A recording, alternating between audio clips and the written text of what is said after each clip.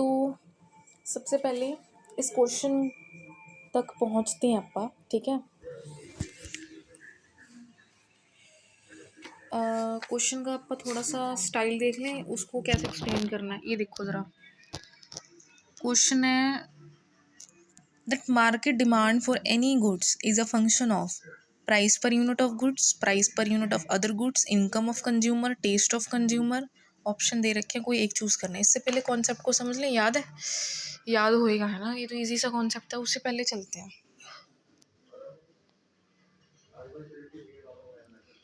Just wait.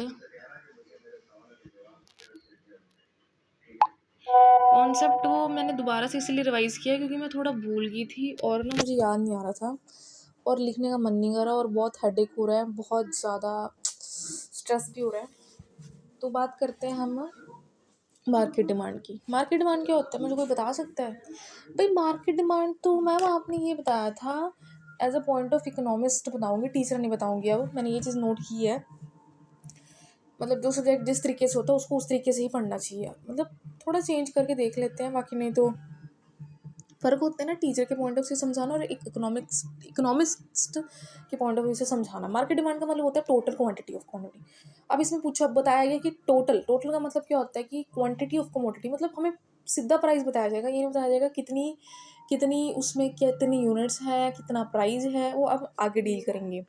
That all the consumer in a market are willing and able to buy at a given price of level. क्योंकि कितने सारे consumer होते हैं ना market में, market इतनी बड़ी होती है, वहाँ पे अकेले अकेले का प्राइस डिफाइन नहीं किया होता ना, सॉरी क्वांटिटी नहीं बता सकते ना। तो जो प्राइस होगा उसके अकॉर्डिंगली दोनों को प्लस करके इकट्ठी मार्केट डिमांड मतलब निकलेगी कि मार्केट में इस प्रोडक्ट की कितने लेने वाले, कितने प्राइस पे कंज्यूमर हैं, तो मार्केट की डिमांड निकाली जाती है, ठीक है।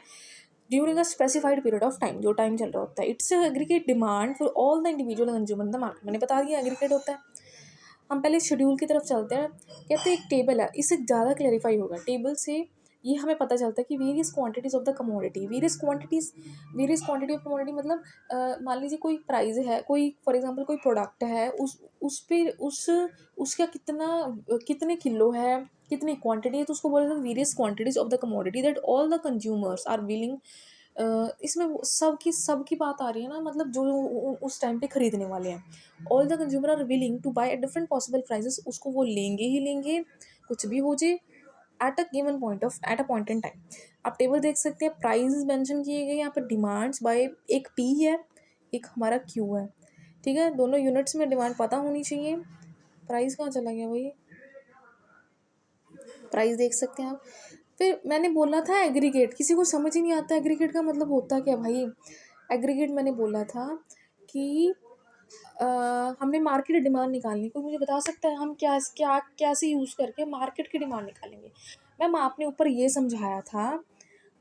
समझाया था कि जो मार्केट डिमांड होती है वो टोटल होती है quantity of the commodity.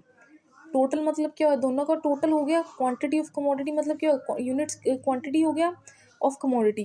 Commodity हमारी पर्टिकुलर ये वाली होगी, दोनों का प्लस करके टोटल करके हमने निकाल ली मार्केट डिमांड। आप देख सकते हैं इस तरह से सबका टोटल करा तो हमारे पास ये आ गया।